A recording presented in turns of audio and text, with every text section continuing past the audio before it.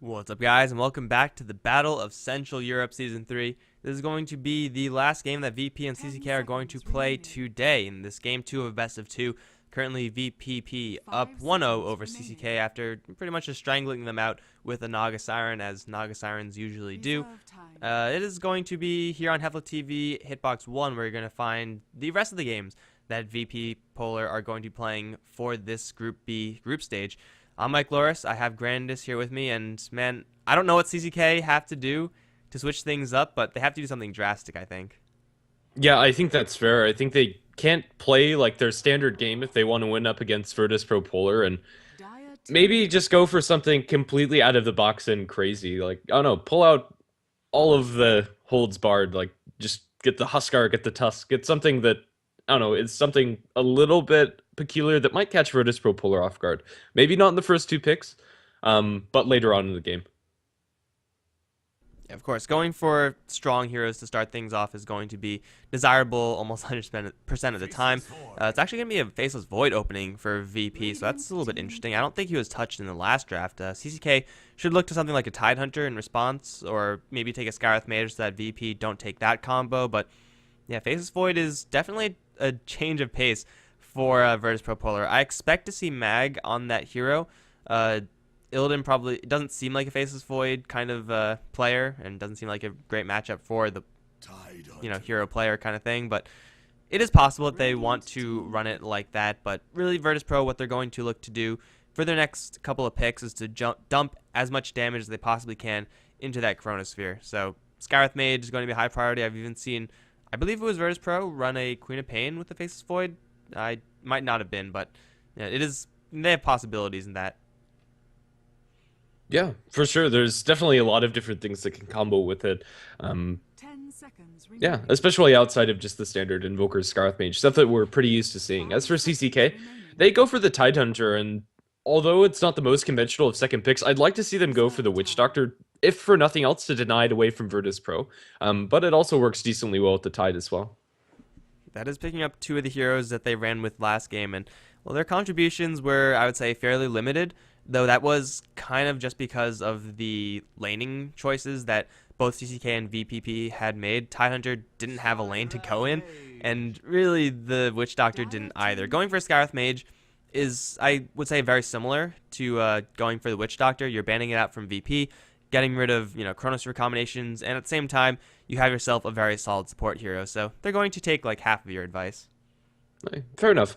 As for VPP, I expect them to have a plan with this Faceless Void. Generally, you wouldn't pick him up in the first stage if you didn't have like a goal in mind, and maybe it was the Skywrath Mage opener, but there's still plenty of other heroes that they can pick up for themselves, and I don't know, hopefully it isn't just going to be the vanilla combinations. As you said, like Queen of Pain would be pretty good to watch, although again, we probably won't expect that till later on in the draft, is showing your mid hero, especially if it is a co-op, is pretty risky.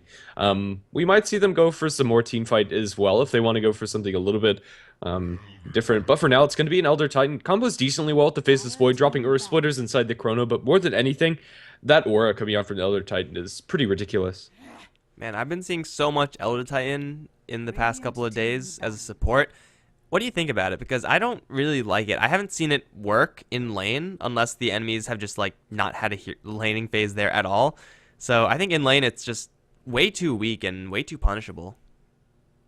I think that's fair to say that he's a terrible laner, but I think it's offset by like the power that you're getting later on in the game and the current state of the game of Dota. You are able to get away with some of these greedier supports that don't really offer much. You're probably forced into picking up something that can carry the weight of the game, or at least the supporting game, very early on with that Elder Titan. But I think it's okay, but it takes some very specific players. I think a lot of teams, although they've experimented with it, I don't think it fits with their playstyle. All right, well, I've seen VP do it a couple times thus far, and I'm going to call it right now. We're going to have a Puck pickup for VP. DK Phobos is going to handle that, and they're going to dual lane Puck Elder Titan in the bottom lane, and that's how it is going to be. We see Templar Assassin being banned out, as with the Lich. So, yeah, Coalition actually could have made pretty good usage of the Lich themselves. Maybe it's just not in their game plan, but up against Elder Titan, you want to have as much survivability as humanly possible. And Ice Armor is a very cost-effective way of doing that. I mean, suddenly you have no armor. Suddenly you have, like, what, 9 armor, I think, from Ice Armor. It is pretty great at dealing with Elder Titan's physical, and plus, Faceless Void, also a purely physical hero as well. I think I would have liked to see them pick it up rather than ban it. Yeah, I think that's fair, and would have given them a decent amount of magic damage to come with the Scarif Mage, pretty much buckling down one of their lanes and ensuring that it wins just passively. With that deny coming out from the Lich, I think up against the Elder Titan, especially as you said, it's just such a good pick to, I don't know, completely take off the table. There's nothing really like it that offers the same. I mean, outside of like an Enchantress 10 getting the Ogre Frost Mage, but I don't know. If they want to go for another Armor support, a Sven is on the table, and I'd like to see it, although they'd have to play pretty aggressively with it to make it work. Well, VP are working with 2 melee heroes, and the more melee heroes, the better Sven gets with that cleave. Of course, it doesn't happen for much later in the game, but yeah, even hitting 2 people with a Stormhammer early on can potentially mean the difference between getting an additional kill and only getting 1. So I think that would actually be a pretty nice pickup for CCK. Even as a support, I mean, you could have a Sven Scarith Mage combo, and it's not exactly the most common, but if you get boots first on the Sven, then you could open up and reliably kill a fair amount of heroes, or just have him core and then just kill a whole bunch of heroes later on. Either way, I think that would be a fantastic pickup. Slark is going to be kicked out, however. Virtus Pro, it seems like they're going to want to protect their potential mid lane. Maybe they're going to try to pick up more of a fragile hero there. Potentially. Yeah, it is fairly interesting to see the Templar Assassin banned out. As far as lanes that TA dominates, there aren't very many, but I think it is more just for the style of heroes that you're picking. Gyrocopter ban, coming out from Coalition of Cool Heroes, is also fairly peculiar. Comboed with the Faceless Void, it's decent to drop a call down, but unless you have things to hit outside of the Chronosphere on the very edge, getting that flat cannon damage isn't very reliable. I don't know, it's not the first pick that comes to mind. I would have thought that VPP would have gone towards more like down the Invoker line or pick up the puck rather than going for this Gyrocopter. I think it's mostly respect. They got absolutely cleaned up by Illidan's Gyrocopter yesterday, so they remember that game and they're going to try to avoid a similar scenario like that. So it doesn't make the most sense unless you have a little bit of extra context. So, you know, VP, they won game 2 of yesterday with the Gyrocopter, so might as well ban it out. It was not even close. It was disgusting how much farm that Gyrocopter got, but that's not going to be happening in this particular game. Illidan's still looking for a hero as CCK. Well, they're the ones this time to pick up the Vengeful Spirit Scarith Mage combo, and these 2 heroes are able to make so much more happen for CCK. As we just saw in last game for VP, if you open up with Magic Missile into a little bit more follow-up magic damage, you can reliably kill off many, many heroes. Even Faceless Void, if you silence out the Time Walk, is a potential kill. Yeah, as we kind of saw with the Anti-Mage last game and getting rid of that blink, and I think this supporting duo more than most can punish that Elder Titan if they plan on running him as one of their supports in that dual lane, especially.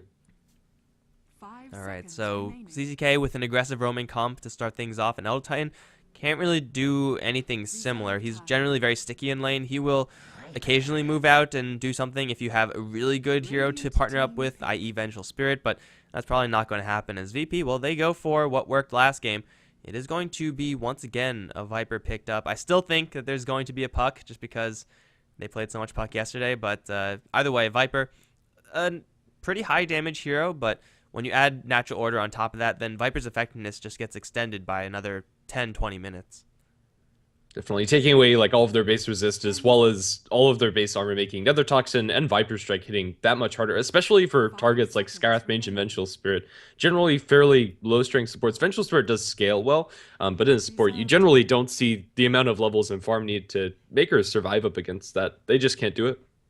Yeah, it's going to be really, really tough. CCK, they have the Tidehunter who could survive quite a bit, but everyone else kind of paper right now, and what they have going for them is that they have quite a few disables, and now with the mag pickup, CCK looking like they're going to put the mag in the middle lane. Certainly very punishable by Virtus Pro Polar. Again, they could just put the Viper there and have the lane more or less on lockdown, or they could even take a little bit of a closer lane, like more along the lines of a Dragonite, and be okay with that. But maybe CCK, they're going to try to get a Hyper Carry on board. Something like Medusa, a fairly common pickup along with that mag, as Empower Medusa is pretty ridiculous. Yeah, I think that's a likely ban coming up from VPP, but as for their pick, it's going to be a Mirana for them. I don't know. I'm still on the fence. It's kind of a non-committal hero. Although Mirana, if you land the arrow, it's going to be really nice. They don't have great setup for the Mirana unless you land a Miracle Stomp in the early game. Later on, you have Chronosphere. That's kind of nice for setting up the arrows, but it's nothing too reliable when Mirana really wants to be active. It seems to me like VP have just a jumble of good heroes. Like they don't have much synergy with each other. Like they have no damage that they could really put into the Chronosphere. They have a good amount of lane control and a lot of poking in lane, but no setup for Mirana Arrow, as you said. And even though Viper is a little bit self-sufficient, he's again just another one of those good heroes. Puck is going to be banned out, so I guess my call was a little bit wrong. Phantom Assassin also getting the boot, but yeah, VP.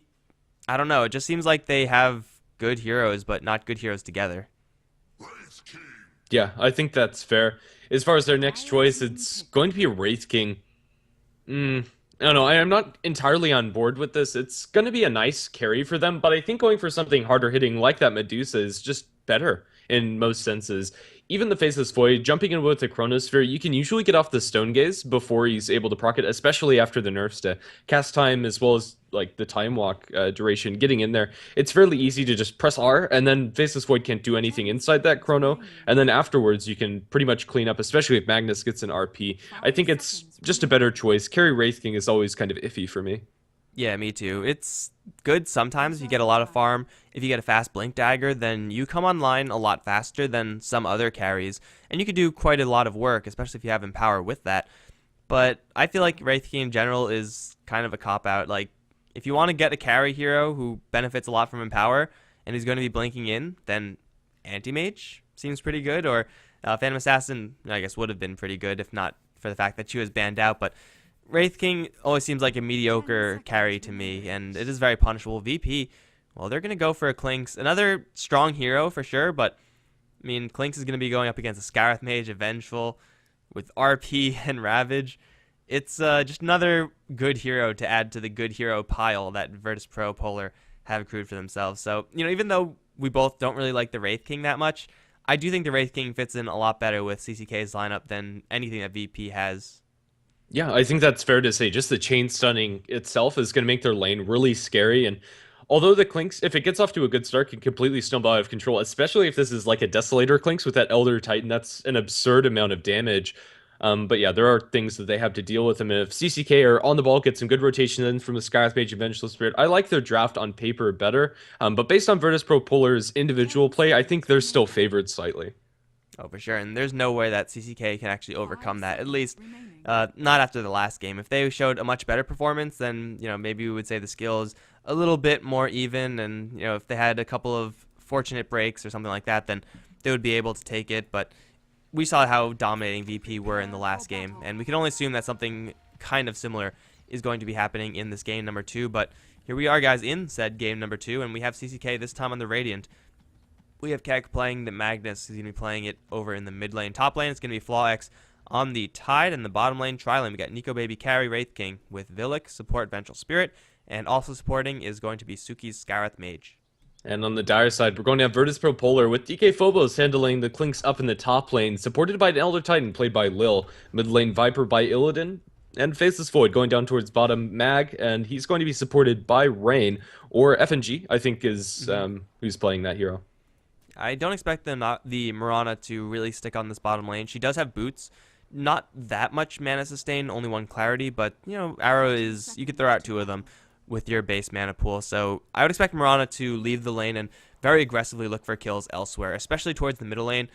Though you have to worry about Skewer a lot of the time, hitting a long-range arrow on Mag with a Viper in lane can typically result in a kill. So even though FNG is down here for the start of this game, I don't expect that to be the case. And kind of the same thing for Lil. DK Phobos, once he sees the opposition in FlawX on the Tide, it's going to be the exact same thing that we saw in their last DK Phobos versus FlawX matchup, and that Clinks absolutely just shits all over Tidehunter.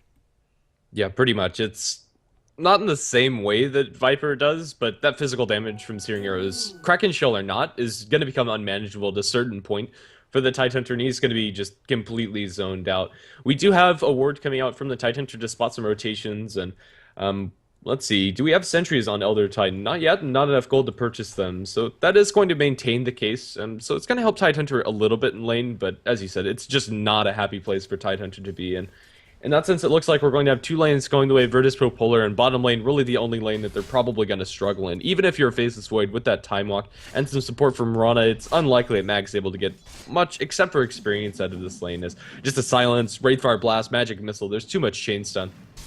And even without the Vengeful Spirit actually being there, just having Suki on the front lines to poke at Mag whenever he wants to come up is going to mean that Mag is never really comfortable in moving upwards in that lane. He does have a lot of restoration, so will be able to sustain it very well, much like FlawX. In fact, they have the same amount of restoration on their respective heroes, but I don't think that those stacks of tangos and the salve is going to last them for very long, just because both heroes are going to be taking so much sustained damage. We do see Rain, or FNG, he has fired off an arrow.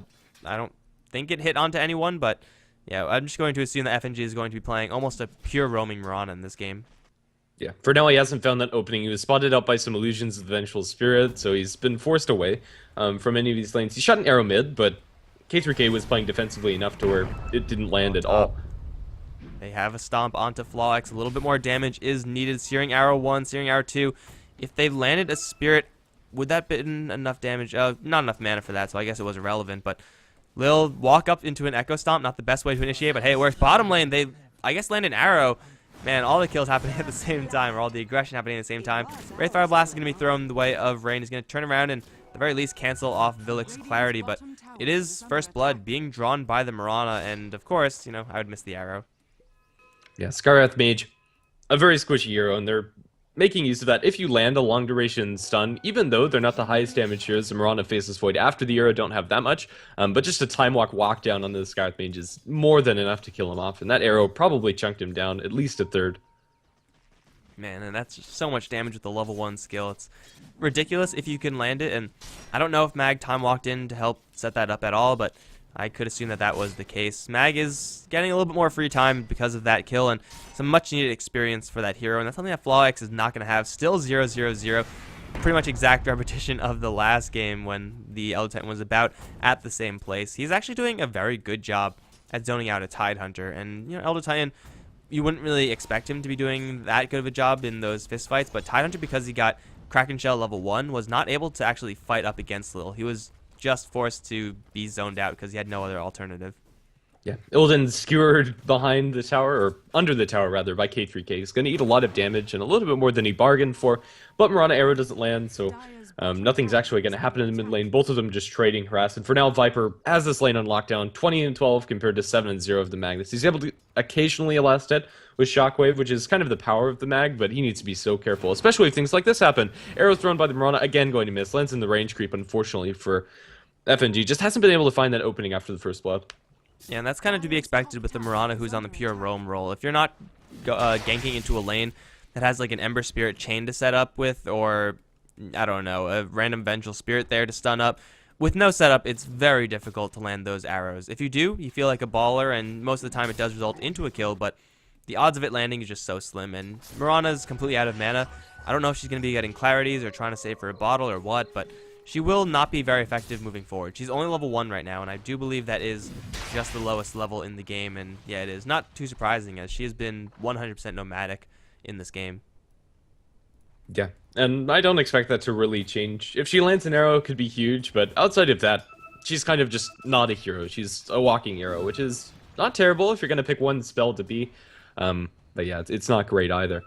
Still, Klinks pretty much has this lane on lockdown. Goes for a quarter step first, so we're not going to see a Midas Klinks this game. But it is going to be in mid where we see the jump on Illidan Stormrage slowed down. Do they have the follow-up Magic Missile? Try and get in range for it. They will. But now under tower, Villick's in a bit of a pickle. He's going to be dropped down by the Viper. One more auto attack's all that they need, and Viper will be able to secure that one out. Too deep of a dive coming out from CCK.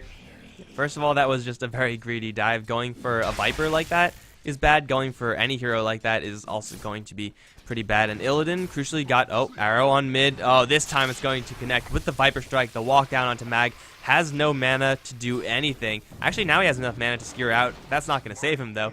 Already dead on impact, and Viper's going to get that kill. But for the Vengeful Spirit, Viper turned around for one poison attack right before the Magic Missile landed. So the Vengeful Spirit was slowed down within tower range, and that secured the kill for him. And then, of course, the follow-up Mirana kill is certainly very useful as well. So, and just like that, the Mirana is going to get quite a bit of experience. Throwing an arrow up towards top. Oh, if that connected onto FlawX, that would have been another kill. So FNG well, I mean, getting 1 for the team, or 2 for the team rather, is still pretty good. Villic on the mid lane is going to try to go for Illidan this time. Skewer forward from Keck. He can throw out a shockwave, but this is a Viper we're talking about, and he is way too tanky for you to reliably kill unless the mag really wants to chase forward with another shockwave. A little bit too risky. He will fall back. Illidan, is he really going to return to this lane? We saw that problem last game. A little bit suicidal, a little bit greedy, this player, but he might get away with it as, oh, another arrow going to be thrown towards Keck. This time it will miss again. FNG is just kind of unlucky, or I don't know. He's just not landing the arrows that he really needs to. Yeah. I mean, it's still good that he's going for them. At least he's making sure that CCK have to dodge the arrow, or at least be wary that they don't walk into it. I mean, it's better to shoot him and miss than to not shoot him at all and be absolutely worthless. And he has been involved in 2 kills, so whenever those arrows do connect, unlucky enough for him, he hasn't been able to find as many as he'd like. But they are going to get the jump. It's the Viper down to die, and now the Scarlet Mage's Faceless Void is cleaned up. Wraith King and Faceless Void are the only ones left. My goodness. So there was the remnants of a Sentry Ward there, so they saw the Invisible Viper come in. Viper also came in with like less than 300 HP, so I mean, that happened. Illidan really has to take a little bit more care when he's ganking or going anywhere. I mean, he seems to be very comfortable moving around at low HP, and sometimes that's very nice. Other times it's suicidal, and this time was one of those suicidal times. Yeah. For now, it's Nickel Baby to be building in towards his Midas. It's not the fastest. He's sitting on 1,000 gold on top of his Midas recipe since he just hasn't been able to get over to the shop to complete it. But now it's there, and the first usage is going to be at 7 minutes, which is perfectly serviceable as well. As far as Midas on carries, I like it on Wraith King more than most, just because he benefits so heavily from getting a level 11 and 16 faster than other heroes. Faceless Void does have a Chronosphere, hasn't used it yet, but not enough mana for both the Time Walk and the Chrono. He does have a couple of stick charges, but needs a few more. Well, they're looking to set up on bot at the exact same time. Set up for top lane. FlawX is going to be not get hit with a stomp just yet, but still lots of physical damage onto him. Is it going to be enough? It's barely going to be short. 75 HP survival for the Tide, and he does make his way out, though this Clinks is absolutely dominating, is going to be going for an Orchid, and it's just a matter of time before DK Phobos picks that one up, and then no one is safe on the CCK side. Mag and FNG, they have backed off. Going for a 2v3 gank, even with the Chronosphere, is probably not what you want to be doing. This is actually Nico Baby getting quite a bit of farm, although I don't really know if Nico Baby can contribute as much as a Clinks with Orchid. If Wraith King straight up rushed a Blink, then he definitely could, but there's a period of time where Wraith King is going to have that Midas and not much else, where the Clinks he might get an Orchid by then, although Blink Dagger on Wraith King is coming up pretty quickly as well. I don't know. The timings might line up so that Nico Baby is going to have equal amounts of contributions compared to the Clinks. Yeah, I think that's fair. As a solo killer, it's a lot scarier to have a Clinks on top of you than a Wraith King, but just being able to get that initiation power and combo up with the other 2 supports, I think Wraith King, yeah, is going to be able to get those kills fairly comparable. And Clinks, although he's really scary with just the Orchid, he won't have treads on top of it either, so that's also a little bit of a consideration since his damage isn't going to be all that great. It's still going to be enough to kill off the Scarlet Mage and Venge for sure, but maybe Magnus and Tide will be able to make it out of there. I mean, Tidehunter's already just getting roughed up by Clinks. A couple searing arrows here and there, and, well, Tidehunter's down to near lethal range. FNG getting warded away as he looks for an arrow towards the mid lane. Will not find it. Just the nice, first of all, ward coverage by the Radiant, as they have had in the previous games as well. Like, I'm very impressed by CCK's ability to keep up wards, as they have pretty much complete control over the map as far as vision is concerned, but that's only going to carry you so far. It's going to keep them safe from the Mirana for now, and Mirana's only level 3. She's not really going to be able to get that much done. Honestly, even if she had a couple more levels, she wouldn't be like taking any huge contributions either. It's just level 6 where you want to have this Mirana hit. After that, every level is just bonus. Yeah. For now, Mirana's just jungling Ancients, and that's about all that she can do, except for just throwing an occasional arrow here or there. Mag still yet to use that Chronosphere. If they combo up the arrow with the Chrono, maybe there's some killing potential, but not in bottom at the very least, and Mag's going to make his way towards mid, it seems. Well, the other Mag is also going to fight up against Viper. There is enough escape for the Magnus right now. We do see a huge stack of Ancients being picked up for CCK. It's most likely going to be the Tidehunter to collect that a little bit down the line. Should give him his Blink Dagger, if not close to it. And now Keck in the mid lane. The Chronosphere into Arrow combination is going to line. Viper Strike is being held for now. Will be used. RP, though, only onto Mag. Will kill him off before the Magnus dies. Now Rain already used the leap to reposition himself, is going to be chased down by an Arcane Bolt. This is going to be the death of the Mirana. That's a 2-for-1 in favor of CCK. That's very much so worth it, especially since that's the first usage of the Chronosphere. Yeah, Chrono and RP traded. If it was just 1 core for 1 core, I'd say that that's even, but then you drop a Mirana kill on top of it. It's going to be more gold going the way of CCK, especially for the Scarith Mage. In fact, nobody on CCK losing anything. Illidan, he does go for the Midas. This game on the Viper, I think it's a little bit more questionable than just going for treads into Mechanism. They do have a Midas versus a Midas on enemy side. It's just one on both teams. Right now, Klink's flying out his Orchid to himself. This is where DK Phobos is probably going to make a move away from this top lane. Although he is farming comfortably, he'll probably leave this away for Lil to pick up a little bit of experience. We see that right away. DK Phobos going to, first of all, snag a Hellbear and then probably look to rotate out. But as soon as he leaves, Lil is going to get jumped. They have a Ravage, and I think if they want to get this kill, they have to use it. Lil's going to drop everything he has, and, well, he's just going to take enough damage to go down without the Ravage. But here comes Klinks. Will make it a return kill onto Tidehunter. Villic can't stand up against this Klinks either. We'll throw a Magic Missile, but Klinks should be having enough to survive this and turn things around. Although Skewer right back past Villic is going to be that DK Phobos will get the kill, although it's going to be at the cost of his own life. It's a 2-for-2 up on the top lane, but that is a 2-for-2 that's going to be benefiting CCK quite a bit, seeing as the Klinks got experience for only one of those kills. Yeah, and very important for the Magnus as well. Catching him back up into this game, getting closer to that Blink Dagger. It's not a fast blink by any means. It's in mid. Illidan taking some tower shots will drop low. Gush into him. The TP in from Suki. They're going to slow him down. Silence Ravage onto Illidan. He's going to fall very easily. Not as tanky as the Viper we saw last game. And they also bring in Nico Boy on top of it.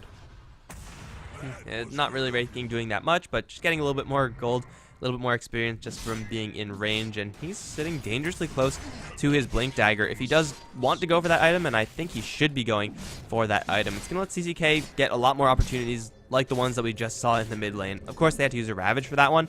If they had a blinking Wraith King, then a Ravage being committed is just an emergency tool. And yeah, speak of the devil, it is going to be a Blink Dagger for this Wraith King. It might be a little bit, unfortunately, time tower because DK Phobos, he could have potentially sniped a courier, but he's going deep. Who does he want? He seems to look for the Tidehunter. Yeah, okay, so Tidehunter's going to be Orchided and then takes a little bit of damage, but DK Phobos really can't go for that one. So a little bit of a failure from the Klinks as, well, Nico Baby does have his Blink Dagger, is going to be awkwardly stuck on the high ground to start things off, but now DK Phobos and Mirana, they're both invisible. And if they find anyone, I'm pretty sure they're going to get a kill. Although, finding someone is going to be the hard part. Yeah. Even though he doesn't kill off the Tidehunter, it's still flagging to any team that he's in your jungle, and that's pretty scary, and will force the supports at the very least not be alone inside the jungle, and if they are, they're probably going to die. Wraith King's going to survive because he's fairly tanky, and he also has his ultimate, but if there is some support, they'll be able to take down that cooldown. Now with Strafe Pop, Nico Baby's going to be dropped to about half, but that's about it. They don't have anybody else close, and Nico Baby will survive, although not being very comfortable up against that Klinks. Well, Nico Baby still wants in. He's going to use his ultimate pretty offensively here as he tries to go for Lil. Illidan's going to turn around and make short work of that Wraith King. RP now only onto the Elder Titan, going to bring him down, but Illidan's still standing strong on the front lines. They have no Ravage, but they have a Skewer to push Illidan back. Here comes Klinks from the back lines, but he walks right into a Mystic Flare, drop down so low. Will survive for a little while longer, but I think the Urn is lethal on DK Phobos, and it will be. That's a 3-for-1 trade in favor of CCK. And VP, this is like not the same VP that we saw in the last game. I think it's just the fact that their heroes don't work well together. We're seeing that happen right now. Like, they're all kind of doing their jobs, but also they're not really doing their jobs well enough to overcome the fact that they have no synergy. Yeah, and I think that's fair. Right now, it's CCK. They find a nice initiation coming out from Nico Baby. It's a really awkward one, just walking in on low HP, but when you're Wraith King, you can afford to do that, and VP, they're going to pick up a Midas on their Faceless Void as well. They're looking to delay this game as long as possible, which I think is fair up against CCK, but it's still dangerous. Even if VP Polar were ahead with the items that they were getting, CCK have a Wraith King that's going to be getting that much more, and it's just going to be so scary, especially once Empower starts coming out from the Magnus. Usually not thought of as a cleave hero. You can do a lot with those crits. So VP Polar, they aren't that far behind. They actually still have technically a gold lead just because of how the last hitting has gone for them. Wraith King, the only one with a lot of net worth on the team, but Blink Daggers and CCK are just so dangerous that even though it's only like, 2,200 gold worth of net worth, it feels like so much more. So Virtus Pro, if they do extend the game with these Hands of Midas, then they will take a pretty convincing late game comp with the Klinks and a Faceless Void, both being absolute powerhouses. With more level than the Elder Titan, they will be hitting even harder. So it is a possibility for VP to do that, but as long as CCK just stay the course and basically just keep doing what they have been doing, looking for pickoffs on VP, taking abuse on the fact that VP are kind of playing a little bit scattered right now, then they can take a lot before VP get to that late game stage. But as it stands right now, right, CCK have only taken down one tier 1 tower. That's not quite good enough. You're talking about punishing a Midas heavy team. Yeah. It really isn't, and it's partially due to the fact that their tower pushing potential is fairly limited, especially when you look at like a Klinks on the enemy team. He pushes probably faster than all 5 of them. Blink away from Wraith King will keep him safe, but now Tsuki in a bit of an awkward situation, but an RP from Keck is going to bail him out, screwing back both of them. Where's the follow-up? Now jump into the Chronosphere is going to catch them out, but now it's going to be countered by Ravage, catching 3, but that Earth Split is going to be huge, also landing onto 3 to sleep onto Flox's both. Nico Baby are also taking a snooze. Klink's going to die to the Shockwave coming out from the Magnus. TP attempt going to fail as the damage from Viper is too darn high, and now runaway attempt coming out from Villic. They're still pursuing, running with the Elder Titan. Yes, a little bit of extra time, of that speed, but the arrow is going to land. That'll secure the end of Vengeful Spirit's life. The only survivor is Wraith King, not able to use his ultimate in that fight. Man, a 4-for-1 trade in favor of VP.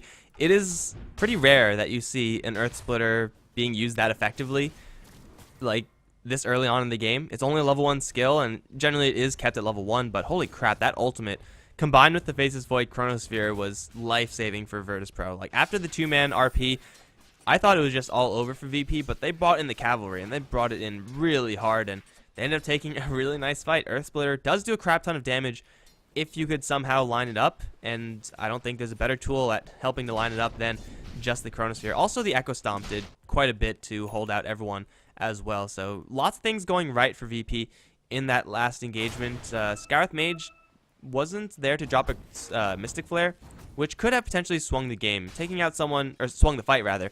Taking out someone very early before the fight really gets going is generally game, or goddamn, why do I keep saying that? Is typically fight changing. For sure, and yeah, as you said, that Magnus RP could have been disastrous, but now we're going to see another attempt. They're going to skewer forward. They found themselves at FNG, and FNG is gonna die. Mirana, at this point, especially this low level of Mirana, caught between 4 enemy heroes, can't really survive. Yeah, she bumped into them with an Invis rune, though that Invis was spotted by an Observer, so no surprises there from CCK. They're going to take down the support Mirana, who hasn't really been getting anything this game, is now level 8, so a maxed out arrow will certainly hurt. In the meantime, Phobos is going to try to take down a tier 1 tower down on bottom. With Searing Arrows, he will be able to do so. Now silencing up Philox. Does he really want to turn around for this tide? He has to worry about Scarith Mage incoming. And, well, Scarith Mage is going to miss the concussive. That's a good start for Phobos. Now going to try to juke into the trees, waiting for a couple more seconds for Skeleton Walk. It looks like he will be fine. In the meantime, Venge dies towards mid. The Illidan Storm Rage Viper with a haste rune. Certainly a devastating hero, especially when complemented with the Elder Titan. Pretty easy kill on the south side, on the north side of that mid lane. But Phobos, he sees a courier, and his eyes light up, and one shot should be enough to take it out. Well, it actually takes 2 shots. He will get the 2 shot, and then now silencing up Suki. He's going to lay into the Scarith Mage with a couple arrows. Suki trying to juke. He's going to kind of be successful. Now Ravage and a Mystic Flare combination. Phobos gets punished for his greed. I think if he just A-moved, Klinks could have gotten that kill, but was thinking a little bit too much about it. But Rain for X got Arrow. Arrow's going to be... it was a good attempt, I guess, but not quite there. Top lane, Faceless Void, using a Chronosphere to secure a tower. Now going to try to TP out. Will get skewered. Not RP'd, though, as he gets bashed on Revival. Keck will land the RP in the end, but Mag should have enough to just walk out of this, I think. With the Mask of Madness, no, he's actually going to turn around. Going closer towards Villic is going to end up being his death. Now Illidan caught in the wrong position. Stun from Nico Baby. Did they have enough time to get Vengeful Spirit close? They need a little bit more distance. Arrow's going to slow down Nico Baby. Now Illidan Stormrage is going to turn around, trying to go for this Vengeful Spirit. Magic Missile going to land, but it's only level 1 skill. Earth Splitter now onto Nico Baby. Will pop his ultimate. It's the Wraith King down. He will blink out, but not quite long enough, I don't think. He's going to get slowed down by the poison. That's just enough for lethal, I expect. Although Tidehunter and Suki now are in the area. Arrows once again going to land onto Nico Baby. Illidan taking quite a bit of damage. He's going to drop very low, and he will get brought down by a Shockwave. Lil and Rain, the only heroes left. But here comes the Klinks from the backline. They're going to Echo Stomp, first of all, missing. Klink's going to open up onto Keck and Suki, also not looking too healthy. Phobos trying to chase forward. Mystic Flare going to be dropped, doing quite a bit of damage to both Phobos and Lil, but it won't be lethal. That's going to be the Scarith Mage. Now Flox trying to go for DK Phobos. I think Phobos can turn around and fight this Tide, and he will do so. Skewer back, though, from Keck is going to both kill off the Klinks and save his Tidehunter, but he walks right into an Echo Stomp. No! Tidehunter, why? Keck now on the run. Going to find an Illusion Rune, but he has a bottle. He has a Blink Dagger. No, he doesn't have a Blink Dagger. Not yet. Gets canceled. Now Mirana with the uphill mischance. Not going to happen. It's everyone on CCK dead. Whereas for VP Polar, their supports survive. Somehow, out of all the heroes that live it's the Mirana and Elder Titan. Yeah, I don't know. I gonna chalk that up to good positioning coming out from them. Just being on the outskirts, Mirana landed a couple very key arrows inside that, and the Earth Splitter again, showing its worth inside this fight, especially when they fight around these choke points. Like over here, it landed onto one or onto two, bursting on the Wraith King immediately and killing the other target pretty fast as well. So Lily's found good positioning for that, and the unsung hero of Elder Titan is that natural order aura, which is just making everybody hit so hard. Even without the Clinks and Viper, they still do enough damage, it seems. And when you're talking about the Mirana, who doesn't really have that much damage to begin with, when you could bypass all of the enemy's armor, then 84 plus 60 is actually quite a hefty bit of damage for FNG. Of course, now he does have a Mithril Hammer, so he has that to work with. I don't really know what this Mithril Hammer is going to be built for. I expect it's going to be a Maelstrom, but either way, it's more damage, especially when complemented with that Elder Titan. And well, VP, they lose all three of their quote-unquote cores, but Elder Titan surviving, Mirana surviving, these are all heroes that can do quite a bit of work come late game. Yeah. If you look at the team of CCK, I'm actually quite disappointed that they don't have any real plus armor items. They don't even have a Basilius on their side, which I think is a pretty big mistake. Like, one of these supports, it would be so nice to have that extra armor, because currently everybody, except for the Vengeful Spirit, is sitting at 0 in these fights. Jump in from Mag, he's going to be able to 2-man Chronosphere, actually 3-man, catches Villic on the sides as well, focusing down blocks, Earth Splitter from the low ground, going to snap back and explode Suki. The swap coming up from Vengeful Spirit isn't going to save the Tidehunter's life, and ends up costing them 2. It's a 3-for-0 exchange, as now everybody makes a clean retreat. Man, that was a really nice arrow for Rain to open things up. He hit the Tidehunter while the Ancients were killing the Tide. Anchor Smash wore off, and then suddenly Tide is taking a lot of extra damage. Vengeful Spirit does die to the neutrals there, so dying to a huge stack of Ancients is not too far-fetched, and that will be what's happening. VP still get a 2-for-0 trade, though, and that's pretty damn good.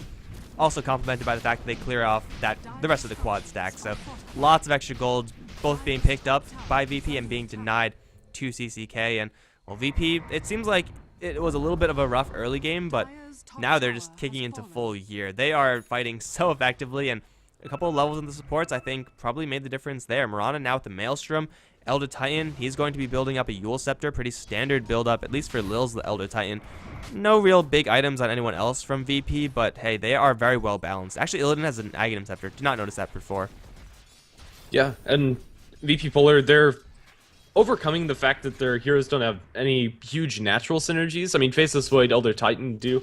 Yeah, just the individual play is working for them, and now CCK, the Blink Daggers aren't doing enough in order to win them this game, and now Arrow onto Nico Baby under the tower. He does have his ultimate, but he is stunned there for quite a long time. Stomp going to miss, only landing onto some creeps. Viper Strike onto Suki, going to be focused down. The Maelstrom from the Mirana is going to be doing quite a bit of damage. Time Walk over the sidelines, going to bash out Keck. RP only onto Mag, swap coming up to the Vengeful Spirit, probably unnecessary. There isn't Ravage, however, lands onto 3. Mag still surviving, somehow, and DK Phobos also lives. They are going to be able to kill off Mag before that all ends, but luckily enough for them, the Clink survives on less than 50 HP. Leap forward from Rana, pursuing out Villic. Does have an arrow cooling down in 5 seconds. Doesn't have that available now, however, still going to give him the rundown now with the Viper Strike. Villic is going to die one way or another. Arrow, one more auto attack, ultra kill for Illidan Stormrage.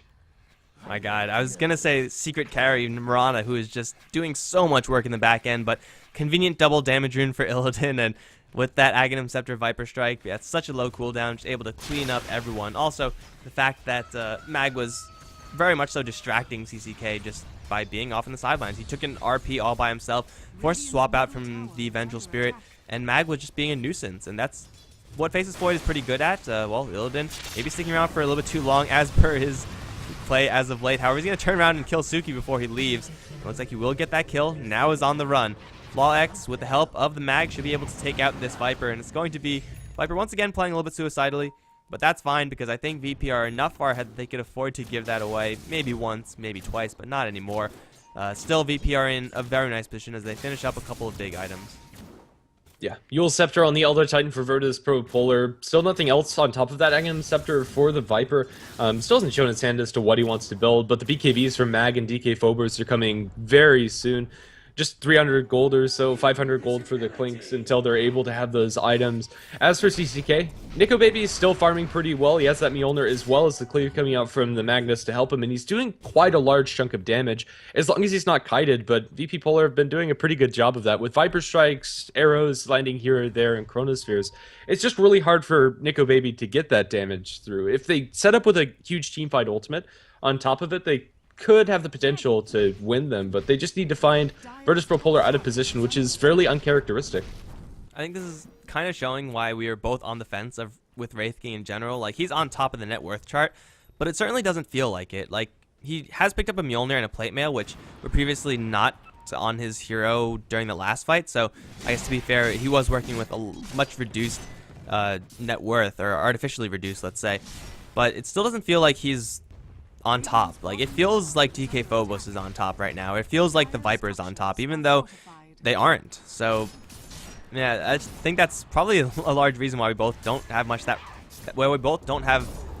respect for a core Wraith King.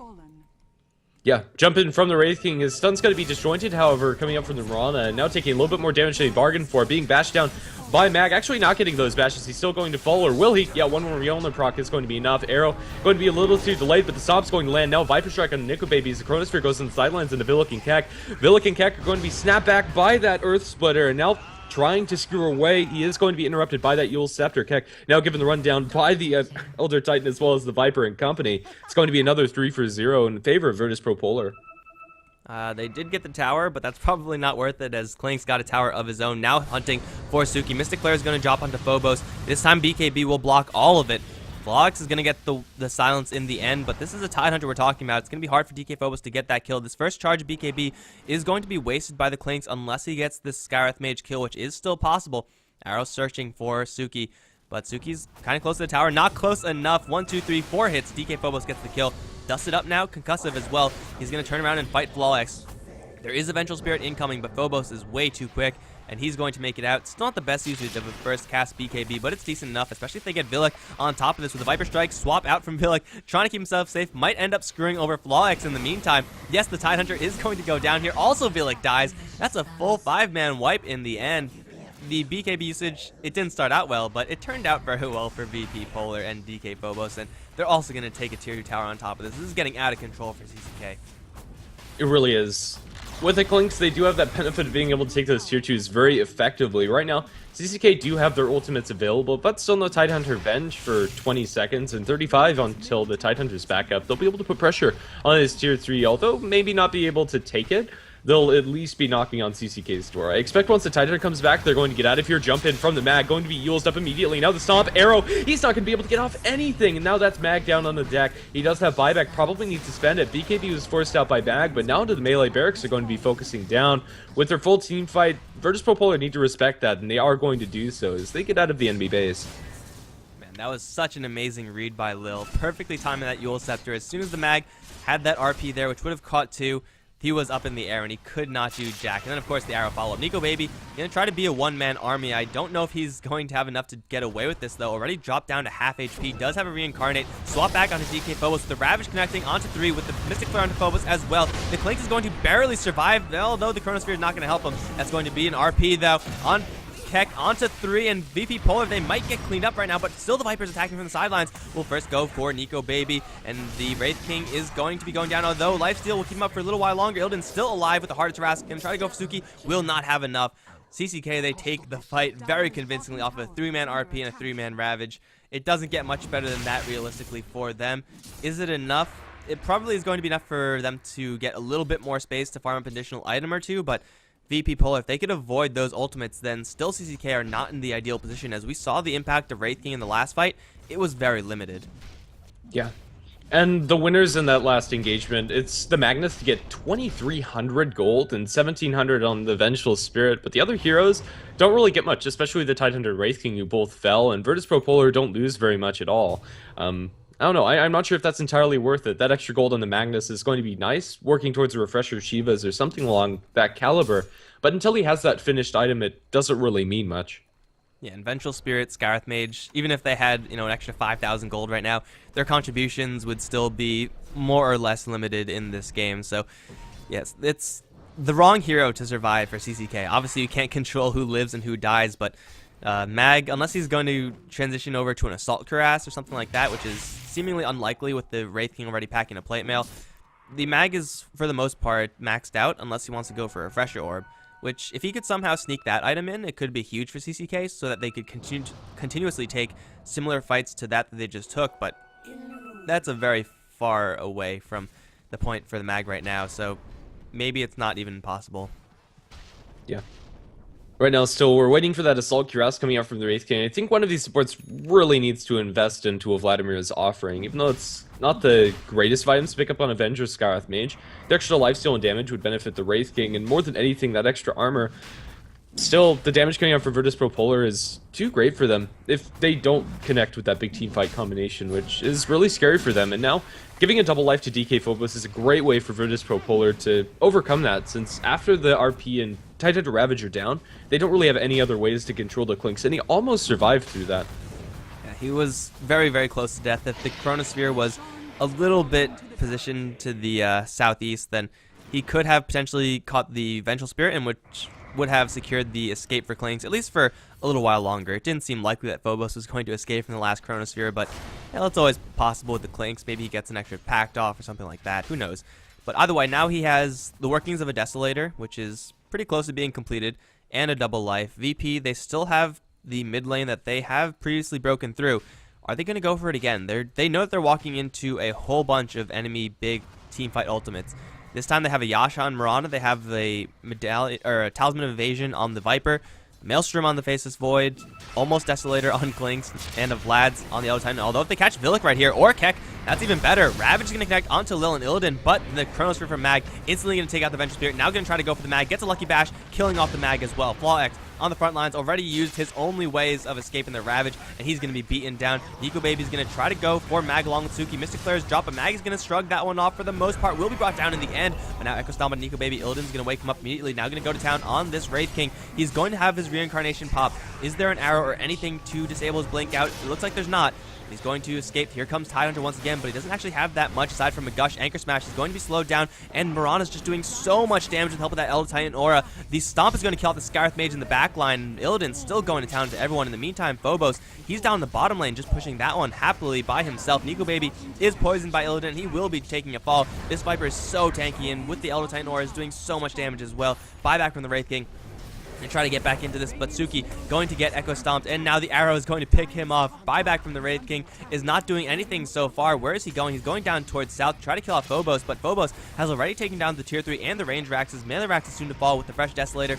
Double life is not even going to be used just yet. The Raxes gets denied, but who cares? Villic now getting hit with the Echo Stomp and the Desolator damage. There goes the Vengeful Spirit. Flaw X is the next to fall. This has got to be GG, as Nico Baby is the only one to survive for CCK, and that's not even going to be the case for very long. Triple kill for Phobos. 44-22, and VP Polar off to a rough early start in this game, but they pull it back and they take this one in convincing fashion come late game. Yeah, it kind of shows their lineup. The laning phase is fairly greedy, although they have good lanes to deal with the enemy team. They don't come together as fast as those Blink Daggers. They just didn't have that on switch, but since CCK lose like 1 or 2 fights at all, that was all that Virtus Pro really needed to get the experience on their Elder Titan and, I don't know, just get the BKBs up. And once they had Black King bars, there was just nothing that they could do, and CCK ended up letting this game slip through their fingers. All right, guys, that's going to be it for Virtus Pro versus CCK. We are going to be following VP Polar for the rest of today's games. The next one being Virtus Pro Polar versus the Hellraisers, which should be one of the more exciting games of the day. So stay tuned for that, guys. That one is going to be coming up at max like 15-ish minutes. So don't go anywhere, guys. We're going to be coming back with that game shortly. If you enjoyed the cast, then please be sure to follow us here on this channel. Also, HeflaTV Hitbox 2 is on right now, and twitter.com, facebook.com/HeflaTV is where you're going to find more of us. I'm Mike Loris. I've been joined by Grandis, and we will see you in the next game.